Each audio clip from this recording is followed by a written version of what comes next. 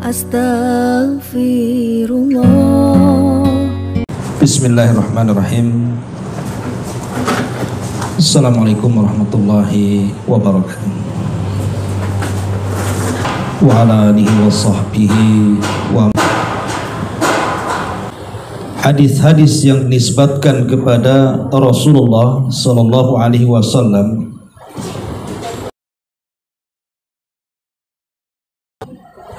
hasan dan yang maudhu alias palsu. Dalam kitab hadisnya,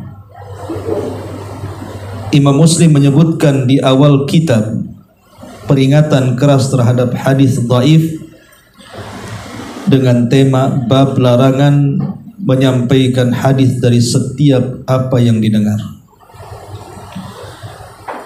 Dan itu berdasarkan sabda Nabi sallallahu alaihi wasallam, kafa bil mar'i kadziban an yuhadditsa bi kulli ma sami.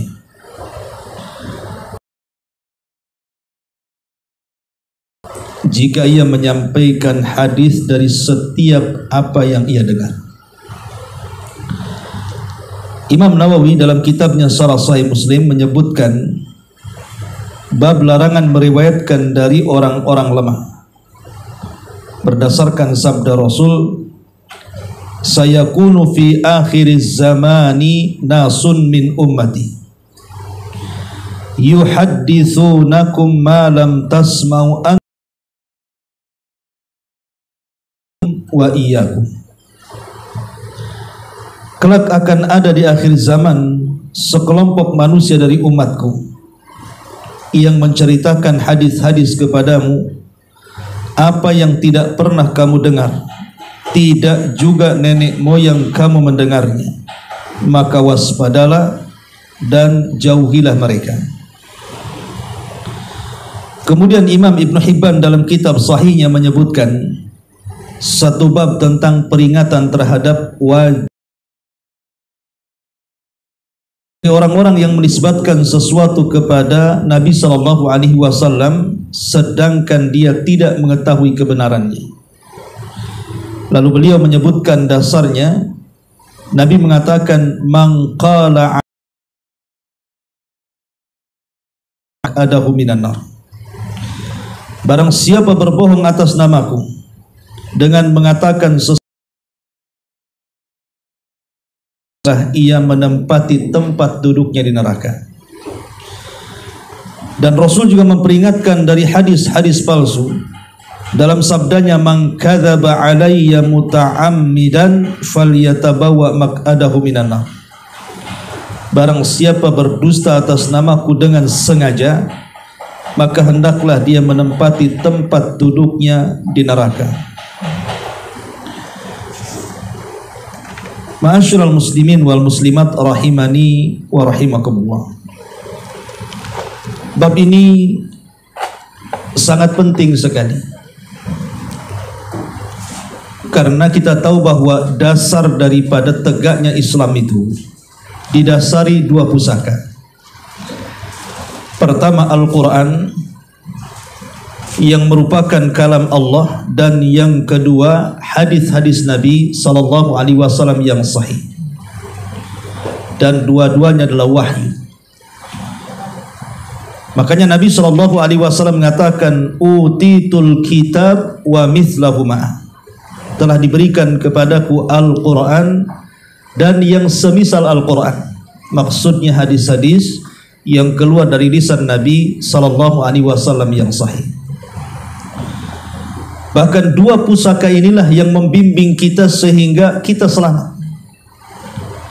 Dalam Hajjatil Wada, Nabi SAW sampai mengatakan, taraktu fikum amrayn lan tadillu ma tamassaktum bihima, kitaballah wa sunnati. Aku tinggalkan kepada kalian dua pusaka. Kalau kalian memegangnya, kalian tidak mungkin tersesat selamanya.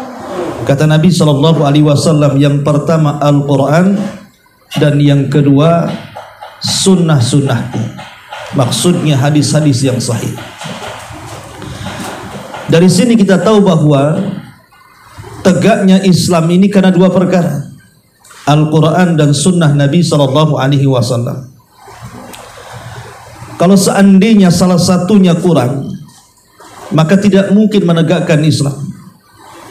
Artinya kalau kita hanya memegang Al-Quran dan menyelisihi hadis-hadis Rasul atau membuang hadis-hadis Rasul, maka sama saja kita menghancurkan agama Islam.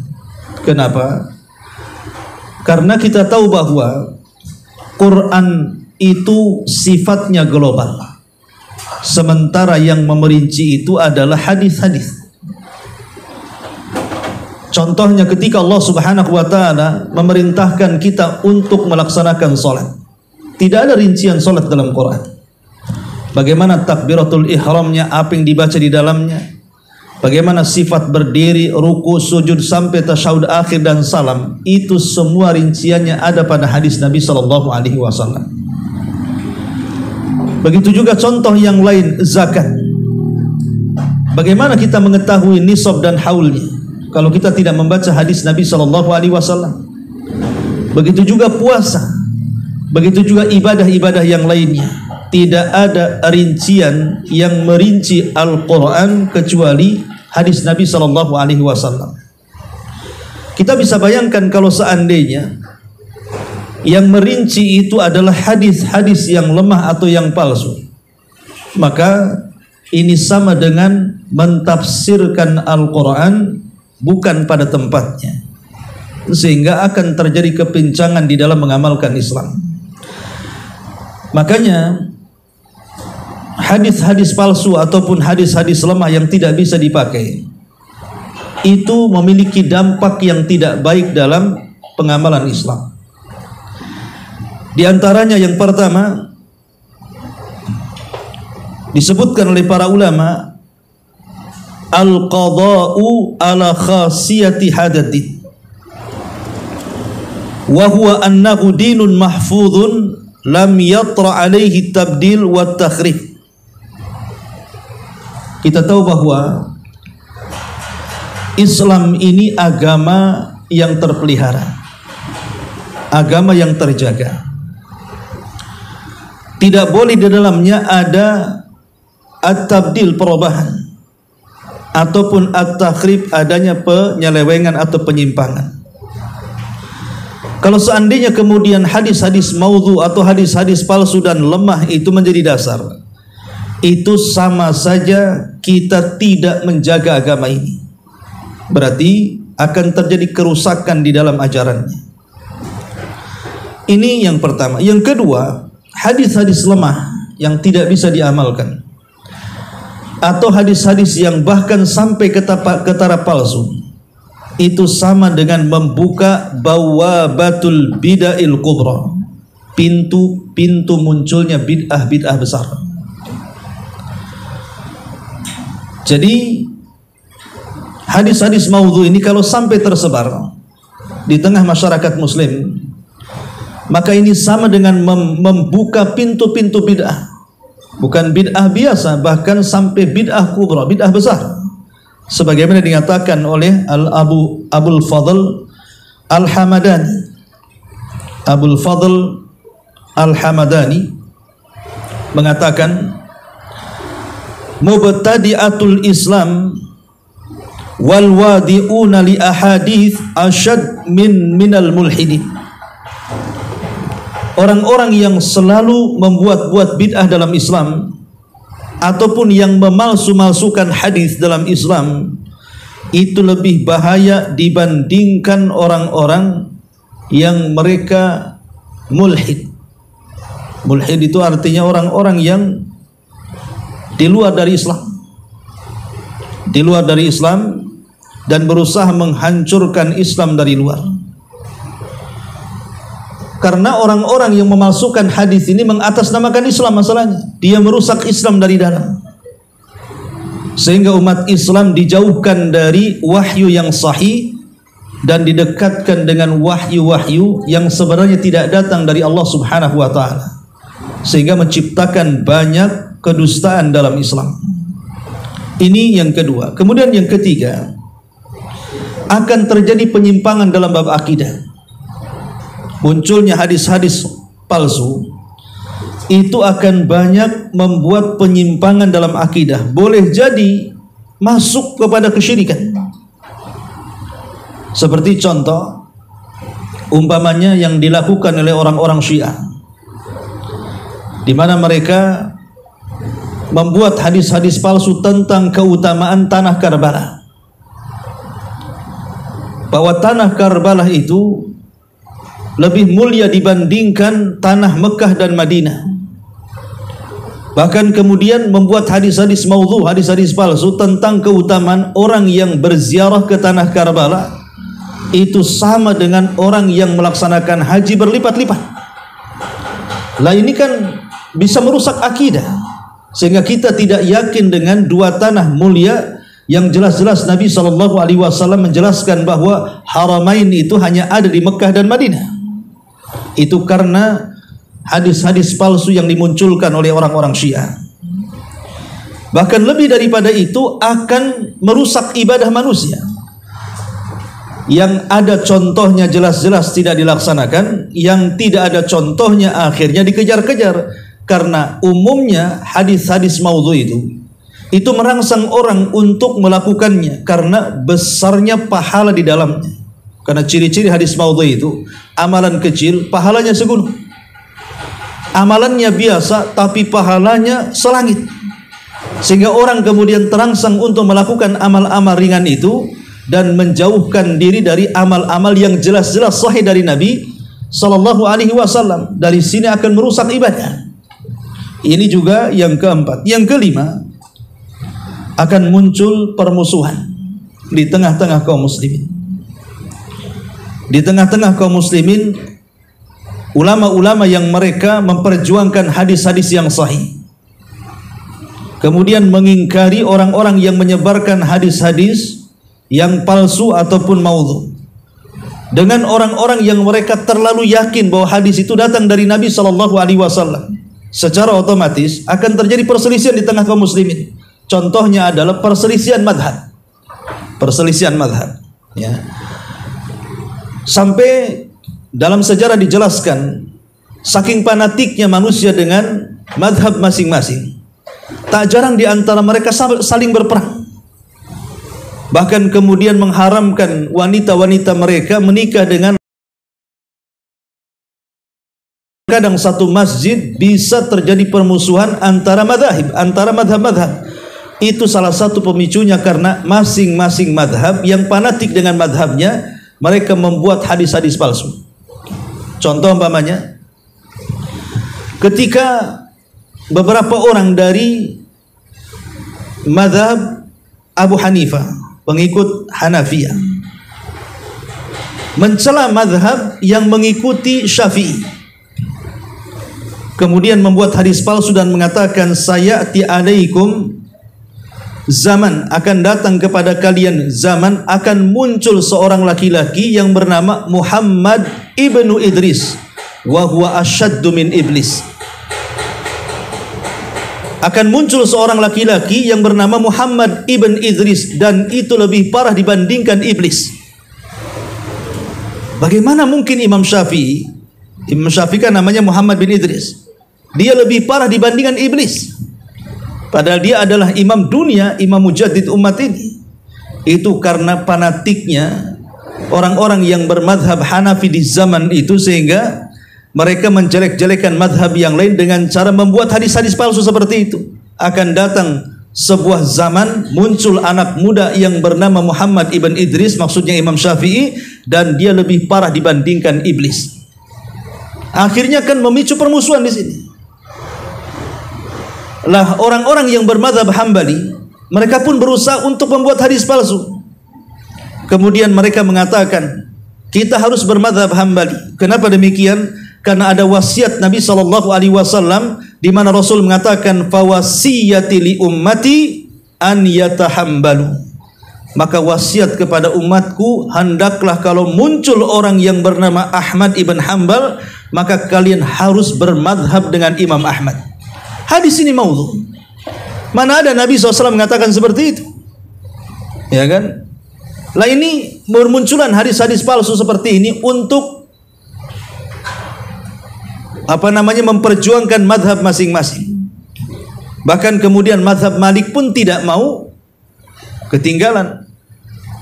Kemudian mereka pun yang fanatik kepada madhab Maliki membuat hadis palsu dan mengatakan laula Malik lakana dinu halik. Kalau bukan karena Imam Malik tentu agama ini akan mengalami kehancuran. Jadi akhirnya masing-masing menuduh dengan membuat hadis palsu dan menuduh lawan madhabnya bahwa mereka adalah sesat. Sehingga gara-gara hadis palsu ini terjadi permusuhan akhirnya kan. Bahkan di Damaskus itu ada satu masjid, itu mihrabnya ada 4. Jadi kalau masuk Syafi'i sholat mereka keluar, masuk Hambali sholat mereka keluar. Macam mana ini memecahkan kaum muslimin kalau seperti ini? Tidak mau duduk dalam satu masjid. Itu karena fanatik madhab. Lah salah satu yang memicu fanatik madhab adalah dimunculkan hadis-hadis palsu ini. Akhirnya terjadi permusuhan antar kaum muslimin sendiri. Dan musuh-musuh Islam tertawa dengan perkara ini. Ini juga diantara bahaya penyebaran hadis palsu yang kelima. Kemudian yang keenam, intisyarul khurafat, tersebarnya cerita-cerita palsu yang dinisbatkan ke dalam Islam. Hadis-hadis palsu ini bermunculan akhirnya membuat cerita karangan-karangan. Yang karangan-karangan ini tidak ada sumbernya, diciptakan seperti itu. Nah, ini juga diantara bahayanya. Kemudian juga yang nomor 7, dhaya'u haibatil ahaditsi as-sahihah, hilangnya kepercayaan manusia kepada hadis-hadis yang sahih. Akhirnya kemudian mereka pun memegang hadis-hadis yang palsu dan tidak mau mengamalkan hadis-hadis yang sahih. Ini akibatnya. Kemudian yang nomor 8, yang nomor 7, intisyaru zahiratil qusas, maka akan menyebar orang-orang yang tidak layak untuk bicara agama. Kemudian mereka menganggap dirinya pejuang agama dengan berdakwah hanya menyebarkan hadis-hadis maudhu lewat kisah-kisah yang tidak bersanad. Nah ini banyak, terutama kisah-kisah Israiliyat umpamanya. Kisah-kisah Israiliyat itu kebanyakan palsu, tidak didasarkan kepada hadis-hadis yang sahih. Lah ketika kemudian manusia mendengar kisah-kisah yang tidak bersanad, kemudian mereka terpukul dengan kisah-kisah itu, maka mereka akan dipalingkan dari kisah-kisah yang sahih dan berpaling kepada kisah-kisah yang palsu tadi. Itu akibat dari tersebarnya hadis-hadis maudhu. Kemudian juga yang nomor 8, akan tersamarkan perkara hak dengan batil.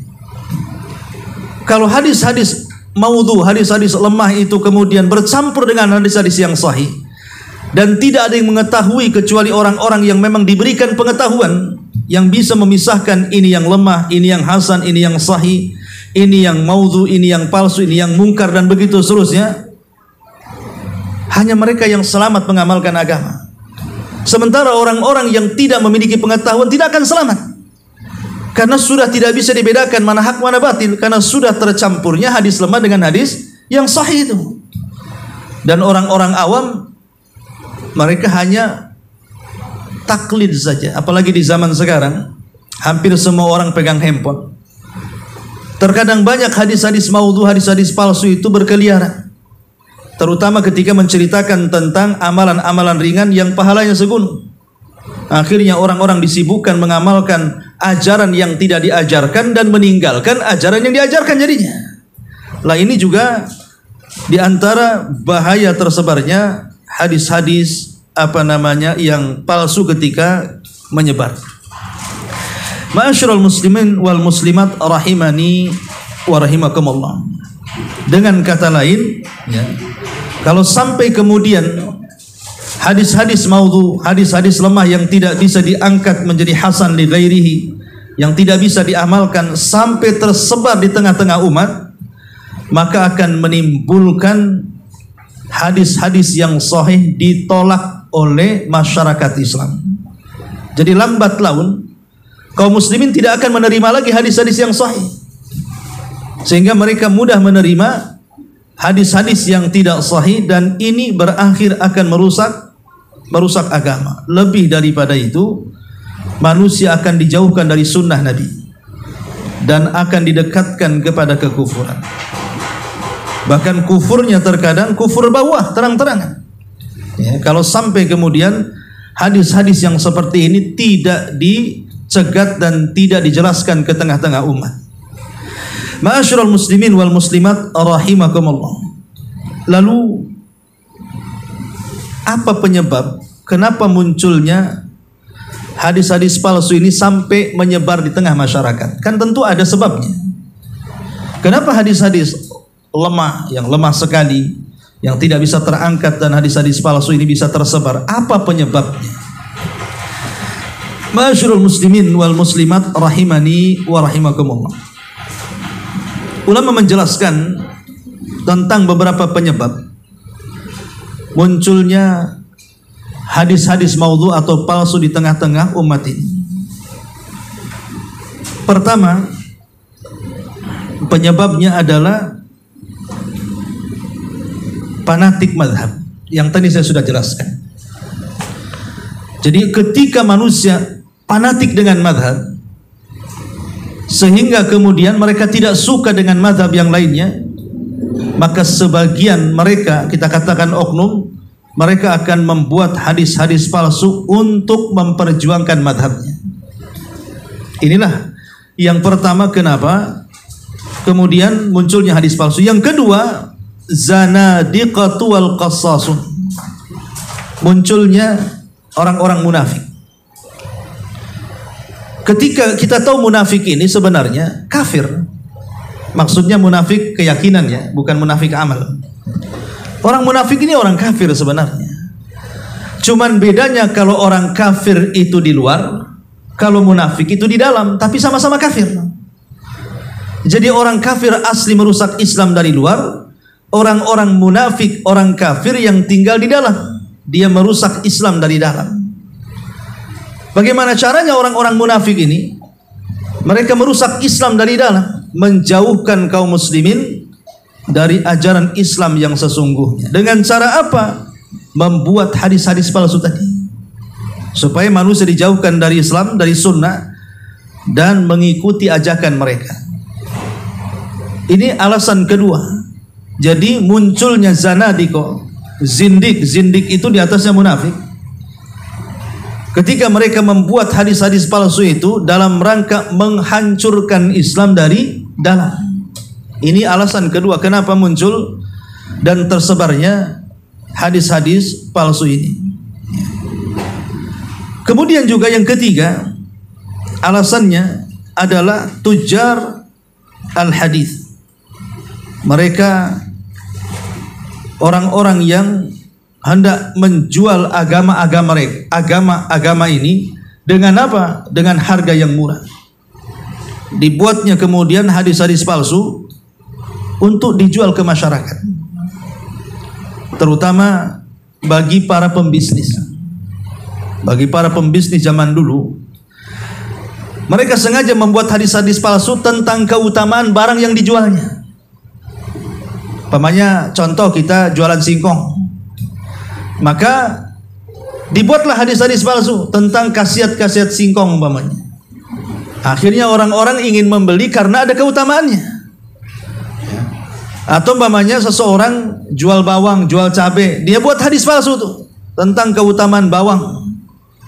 Umpamanya bawang ini kalau dimakan bisa menyembuhkan orang mati. Itu contohnya ya gitu. Ya bisa saja orang kemudian membuat hadis-hadis palsu untuk melariskan dagangannya, kan begitu. Ini terjadi di zaman dulu. Kalau di zaman sekarang pun tidak ya. Kalau di zaman dulu biasanya seperti itu. Mereka sengaja membuat hadis palsu itu hanya untuk menjual agama mereka dengan harga murah untuk kepentingan dunia mereka. Atau yang keempat, karena alasan politik. Ya, jadi alasan politik siasi. Maka itu juga menjadikan salah satu pemicu kenapa munculnya hadis-hadis lemah yang tidak terangkat dan hadis-hadis palsu yang menyebar, karena alasan politik. dan itu terjadi setelah kematian Utsman. Setelah kematian Utsman ibn Affan radhiyallahu an, maka banyak kemudian orang-orang yang mereka mengarang-arang hadis palsu, terutama orang-orang Syiah, dengan alasan politik tentunya. Ya, karena mereka ingin supaya orang-orang dari luar itu merusak Islam lewat jalur politik. Dengan cara apa? Dengan cara diciptakannya hadis-hadis yang palsu. Ya. Ma'asyiral muslimin wal muslimat rahimakumullah. Dari sini kita tahu bahwa bahayanya menyebarkan hadis palsu itu. Sampai-sampai para ulama ini ketika mereka menjaga agama ini untuk tidak tersebar luasnya hadis-hadis palsu ini, mereka banyak mengarang buku-buku kumpulan tentang hadis-hadis palsu itu. Dan ini upaya mereka untuk memurnikan Islam dari hadis-hadis yang seperti itu. Mereka berusaha mengumpulkan.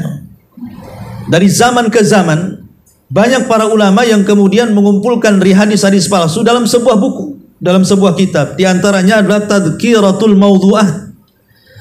Itu buku yang dikarang oleh Al-Hafidh Muhammad ibn Tahir Al-Maqdisi yang meninggal tahun 507. Dia berusaha untuk mengumpulkan hadis-hadis palsu. Tentu tujuannya untuk memurnikan Islam supaya manusia tidak tertipu dengan hadis-hadis itu. Kemudian juga di sana ada kitab namanya Kitabul Abatil Al-Mawdu'at minal Ahaditsil Marfu'ah yang dikarang oleh Abu Abdullah Al-Husain ibn Ibrahim Az-Zarqani yang meninggal tahun 543 Hijriah, juga berusaha mengumpulkan hadis-hadis palsu yang seolah-olah sampai kepada Nabi. Kemudian yang ketiga ada namanya Al-Mawdu'ah, kumpulan hadis-hadis palsu. Itu dikarang oleh Abul Farraj Abdurrahman ibn Jauzi yang meninggal pada tahun 597. Kemudian di sana ada Al-Mughni Anil Hifdi wal Kitab. Itu juga mengumpulkan hadis-hadis palsu yang dikarang oleh Al-Hafidh Diyauddin yang meninggal pada tahun 622. Kemudian di sana juga ada kitab namanya Al-Manarul Munif fi Sahihi wa Dhaif, karya Al-Hafidh Al-Allamah Al-Imam Abu Abdullah Muhammad ibn Abi Bakar Al-Ma'ruf Ibnul Qayyim Al-Jauziyah. Jadi Imam Ibnul Qayyim Al-Jauziyah mengarang satu kitab namanya Al-Manar Al-Munif fi Sahihi wa Dhaif. Itu kumpulan hadis-hadis maudhu, hadis-hadis lemah. Ya. Ya. Kemudian juga di antara kitab yang lainnya Tanzihus Syariah Al-Marfu'ah Anil Akhbaris Syani'ati Al-Mawdu'ah. Itu juga kitab yang mengumpulkan hadis-hadis yang maudhu, yang palsu, yang dikarang oleh Abul Hasan Ali ibn Muhammad ibn Iraqi Al-Kinani yang meninggal pada tahun 963, dan banyak lagi. Dan ulama kontemporer yang terakhir yang mengumpulkan hadis-hadis palsu itu adalah Asy-Syaikh Albani rahimahullahu ta'ala. Dengan kitabnya yang berjilid-jilid berusaha memisahkan ini hadis yang sahih, ini hadis yang lemah, dan ini hadis yang palsu. Taib ma'asyiral muslimin wal muslimat rahimakumullah. Agama ini adalah agama yang dijaga oleh Allah Subhanahu wa taala. Sehingga para ulama salaf sejak dulu mereka berusaha memurnikan Islam dan menjauhkan manusia dari hadis palsu dengan fatwa mereka. Contohnya umpamanya perkataan Muhammad ibn Sirin, seorang tabi'in, generasi terbaik umat ini. Beliau mengatakan inna hadzal ilma dinun. Ingat agama, ingat ilmu ini bagian daripada agama. Ilmu ini bagian daripada agama. Jangan sembarang mencari ilmu. Salah mencari ilmu berarti dia tidak sedang beragama. Benar mencari ilmu berarti dia sedang mengamalkan agama. Makanya dia mengatakan ilmu ini bagian daripada agama, sehingga jangan salah mencari ilmu, jangan salah mencari guru. Ya. Kemudian beliau mengatakan inna hadzal ilma dinun fanzuru amman ta'khudhu dinakum. Maka karena ilmu bagian daripada agama, lihat dari mana engkau mengambil agama itu. Kau mengambil agama itu dari ulama ahli sunnah, ataukah mungkin mengambil agama ini dari kalangan ahli bidah?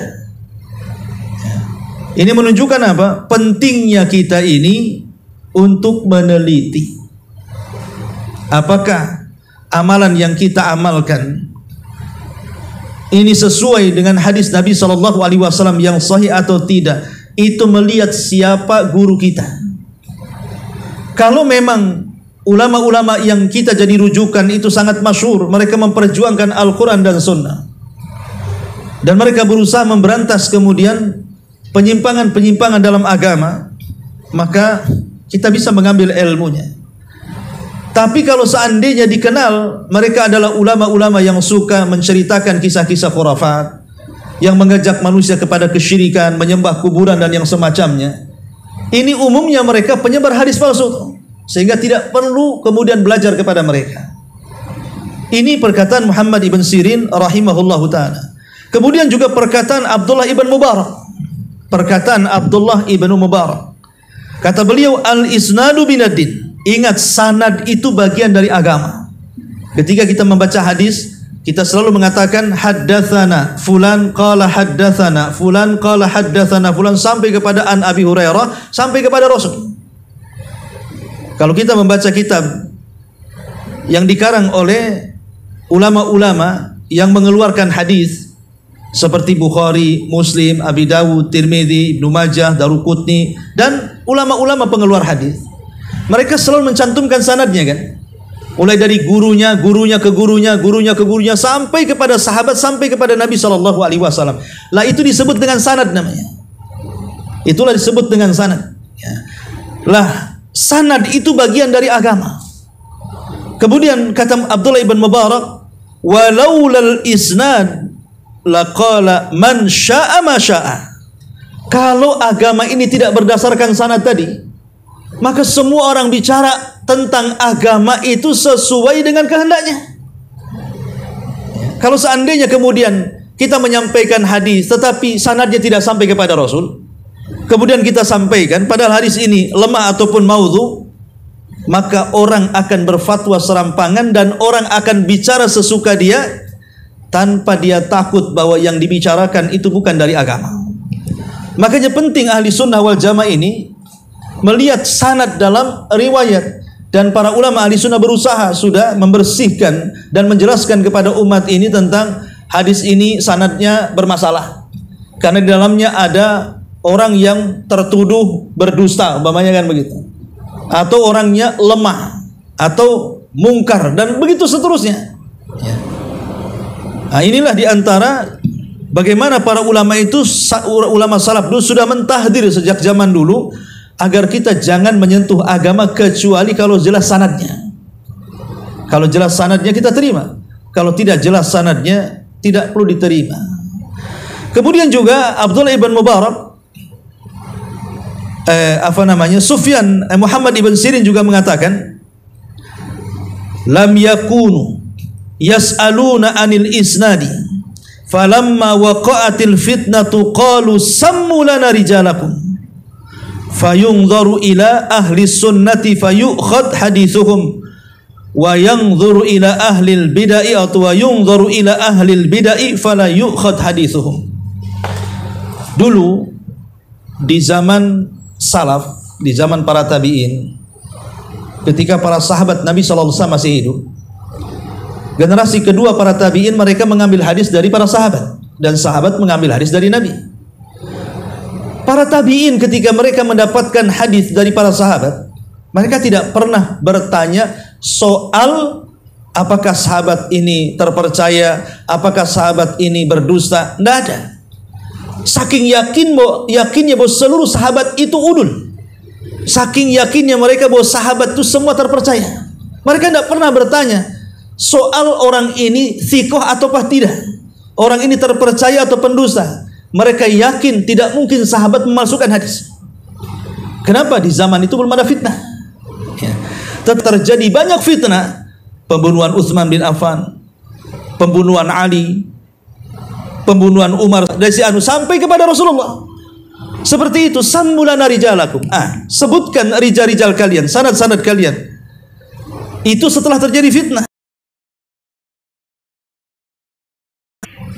Kalau seandainya yang menyampaikan itu ahli sunnah wal jamaah, fayunzur ila ahli sunnah.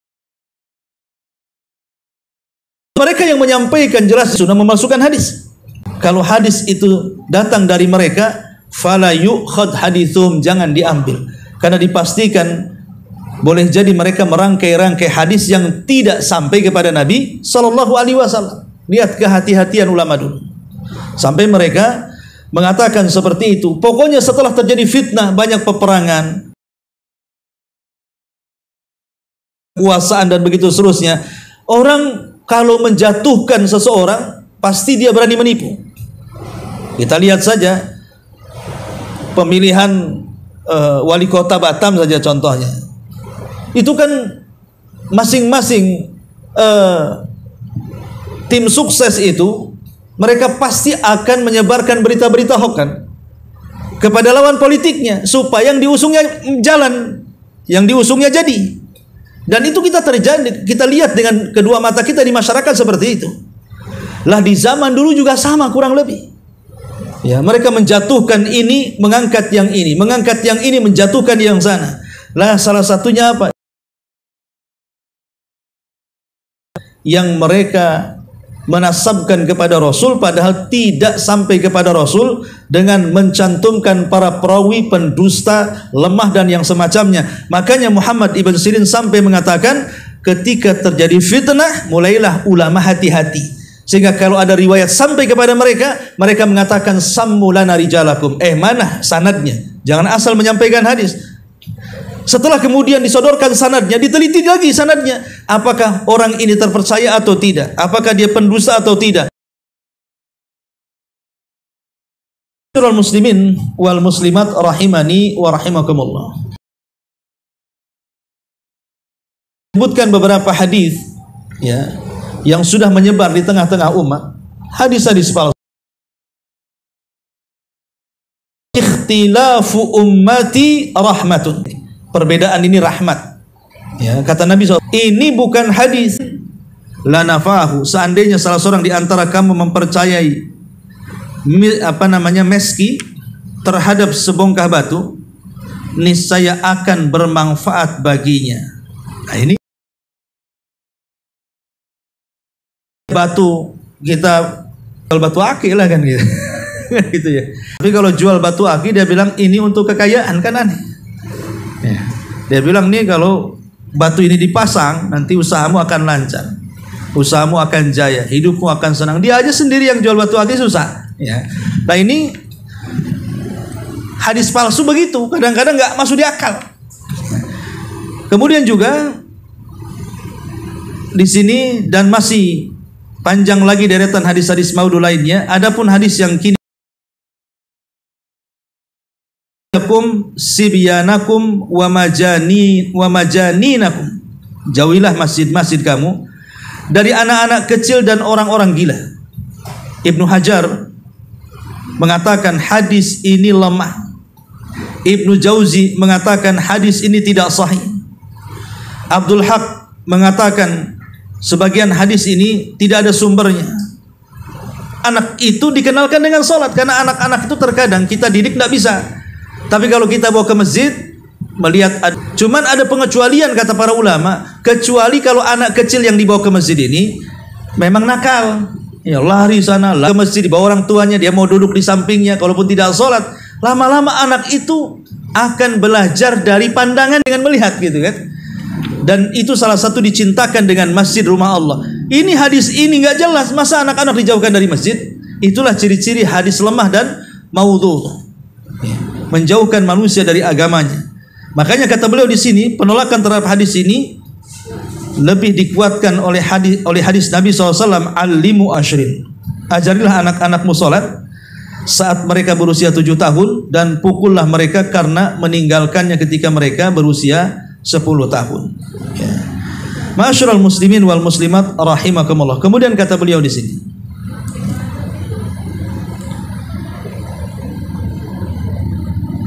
mengajar salat tersebut dilakukan di dalam masjid, sebagaimana Rasul telah mengajar para sahabatnya.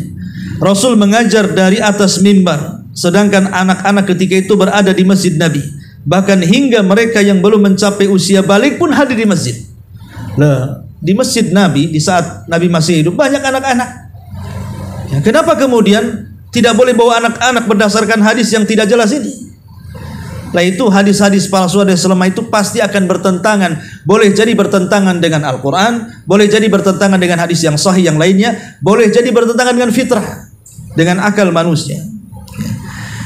Kemudian kata beliau, satu, tidak cukup pada akhir setiap hadis kita mengatakan hadis riwayat Tirmidzi atau lainnya, sebab kadang-kadang beliau juga meriwayatkan hadis-hadis yang tidak sahih. Karena itu kita harus menyebutkan derajat hadis sahih, hasan ataupun lemah. Adapun mengakhiri hadis, hal ini cukup karena hadis-hadis yang diriwayatkan oleh keduanya semuanya hadis-hadis sahih. Di sini tidak dikenal siapa penulisnya. Kemudian mencantumkan beberapa hadis, itu terkadang dia cantumkan pengeluarnya tuh. Hadis ini dikeluarkan Bukhari, Muslim, Abi Dawud, Tirmidzi dan begitu seterusnya. Ya. Maka selain daripada Bukhari Muslim, ulama mengatakan selain daripada Bukhari Muslim, kita tidak boleh langsung menelan hadis itu. Walaupun dikeluarkan Tirmidzi, walaupun dikeluarkan Ibnu Majah, walaupun dikeluarkan Daruqutni dan begitu seterusnya, kecuali kita tahu derajatnya. Apakah ini termasuk hadis sahih? Apakah ini termasuk hadis hasan atau termasuk hadis dhaif atau bahkan boleh jadi maudhu? Lalu kenapa kemudian ulama mengkhususkan Bukhari dan Muslim? Tidak perlu ada penelitian, karena sudah disepakati ulama ahli sunnah bahwa kitab tersahih setelah Quran itu adalah Bukhari dan Muslim. Maksudnya yang dicantumkan dalam kitab jami'nya itu Sahih Bukhari dan Sahih Muslim. Karena Imam Bukhari juga banyak karyanya, bukan Sahih Bukhari saja. Di sana ada Adabil Mufrad dan kitab-kitab yang lainnya. Maksudnya khusus yang dikarang Bukhari yang namanya Sahih Bukhari itu kumpulan hadis sahih maksudnya. Lah di situ tidak perlu ditanyakan lagi. Ya. Ataupun Imam Muslim, karena ulama sudah sepakat bahwa itu dua kitab terus setelah Al-Quran, maka kita selaku orang awam, para tulaib al-ilmi, ya cukup kita terima bahwa riwayat Bukhari Muslim itu semua sahih dan semua sudah diteliti oleh para ulama. Tapi selain Bukhari dan Muslim tidak ada jaminan. Sehingga jangan kita mudah tertipu. Oh ini kan ada hadisnya dikeluarkan Imam Tirmidzi, ada hadisnya dikeluarkan Imam Ibnu Majah. Maka kita tahu bahwa selain Bukhari dan Muslim itu masih banyak diteliti para ulama. Ya. Kemudian yang kedua di sini penisbatan hadis dhaif kepada Rasulullah adalah tidak tetap karena adanya cacat dalam sanad, jalan periwayatan atau matan isi hadis. Jika ke pasar lalu melihat daging yang gemuk segar dan daging yang kurus lagi kering, tentu ia akan memilih yang gemuk segar dan meninggalkan daging yang kurus kering. Lah Islam memerintahkan agar dalam berkurban kita memilih binatang sembelian yang gemuk dan meninggalkan yang kurus. Jika demikian, bagaimana mungkin diperbolehkan mengambil hadis dhaif dalam masalah agama, apalagi masih ada hadis yang sahih? Dalam urusan dunia saja, seolah-olah beliau mengatakan, kita memilih-milih kok. Ini ada pakaian bermerek, ini ada pakaian second, ini ada pakaian yang murah. Tentu kalau kita hendak memilih ya pakaian yang bermerek, yang bagus kan itu. Kalau bisa murah. Tapi kan umumnya kalau bagus ya tidak murah. Kita saja dalam memilih di dunia itu maunya yang bagus. Bagaimana dalam beragama kita tidak memilih yang bagus? Pemanya di sini ada dua hadis, yang satu sahih, yang satu lemah. Ya jelas kita ikut yang sahih kan daripada yang lemah. Ya. Itu maksudnya kata beliau. Makanya pentingnya kita ini memilah-milih tentang mana hadis yang sahih dan yang tidak, supaya kita memilih yang baik dan meninggalkan yang tidak baik. Kemudian yang ketiga kata beliau, sebagian ulama kontemporer berpendapat hadis lemah itu boleh diambil dan diamalkan, tetapi harus memenuhi kriteria. Satu, hadis itu menyangkut masalah keutamaan amal. Dua, hendaklah hadis itu berada di bawah naungan hadis sahih. Tiga, hadis itu tidak terlalu lemah. Ya, saya contohkan begini. Yang keempat, hendaknya tidak meyakini ketika mengamalkannya bahwa hadis itu berasal dari Nabi Sallallahu Alaihi Wasallam. Saya contohkan, Ini pendapat ulama kontemporer yang membolehkan seseorang itu mengamalkan hadis lemah tapi dengan 4 syarat. Ini 4 syarat ini. Kata beliau, pertama, hadisnya menyangkut keutamaan amal. Hanya untuk menjelaskan keutamaan amal. Pamannya, barang siapa yang sholat duha, keutamaannya ini. Barang siapa yang sholat malam, keutamaannya itu. Barang siapa yang baca Quran, keutamaan ini. Jadi hadis lemah itu dipakai hanya dalam rangka menjelaskan tentang keutamaan amal. Ini syarat yang pertama. Yang kedua, hendaklah hadis itu berada di bawah naungan hadis sahih. Contoh umpamanya duha. Ada hadis yang sahih yang menjelaskan agar kita sholat duha. Ada hadis yang sahih yang menjelaskan kita untuk sholat malam. Kemudian ada hadis yang lain yang menjelaskan keutamaan duha, yang menjelaskan keutamaan sholat malam. Jadi seandainya kita mengamalkan dua ataupun mengamalkan sholat malam, sebenarnya sudah ada perintah untuk pengamalannya. Tidak berpatok kepada hadis yang menjelaskan keutamaannya. Bisa dipahami ya? Jadi di atasnya itu memang ada perintah yang sahih. Adapun yang menjelaskan keutamaan amal itu hanya sampingan dari hadis-hadis yang lemah. Ini yang kedua. Kemudian yang ketiga, kata pengarang di sini, hadis itu tidak terlalu lemah.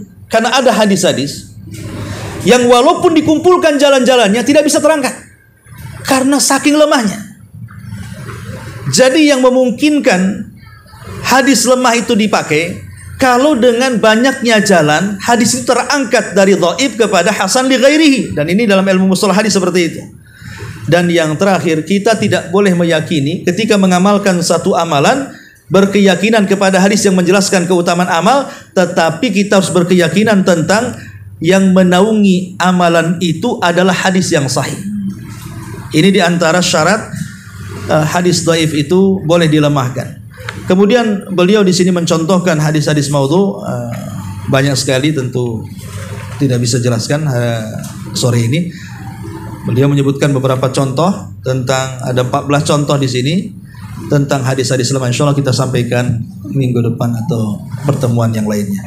Baik, sampai di sini saya kira cukup. Sebelum saya tutup, kalau yang bertanya silakan.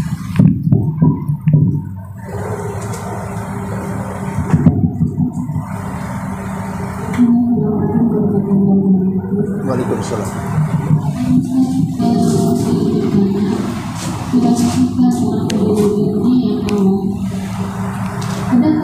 Parameter atau contoh atau penjelasan dari ulama agar kita bisa tahu sedikit saja untuk membedakan ciri-ciri dari hadis palsu ini. Ya, alhamdulillah.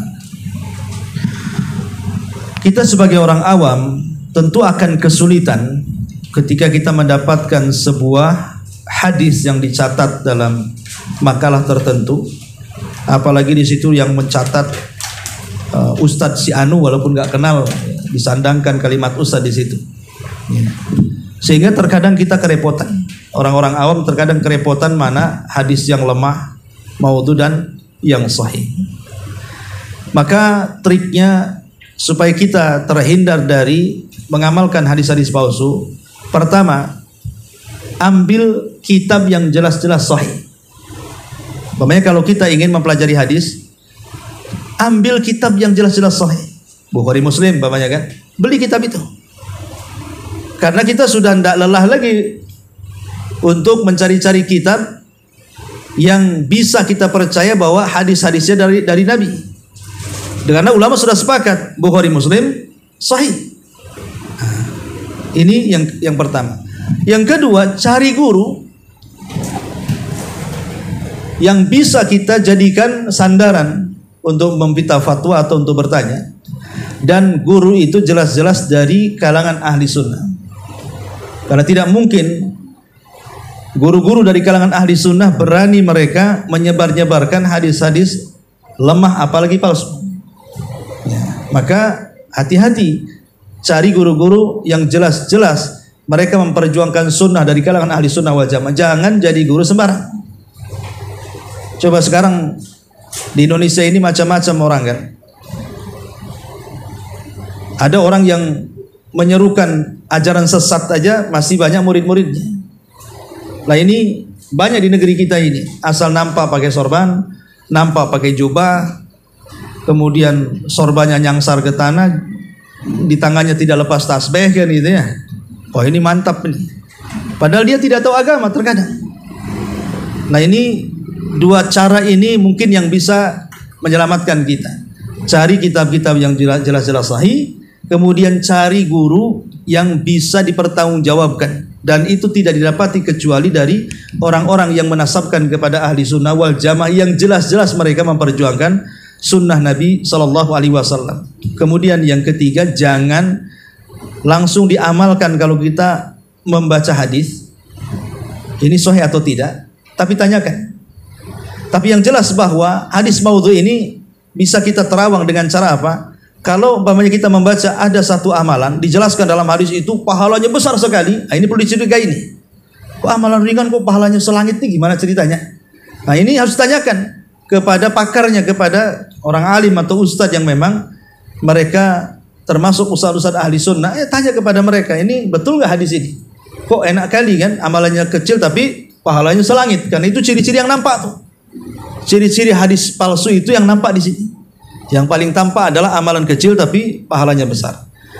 Ataupun hadisnya menyelisih Quran, menyelisih sunnah, menyelisih akal, menyelisih fitrah. Nah, ini perlu dicurigai.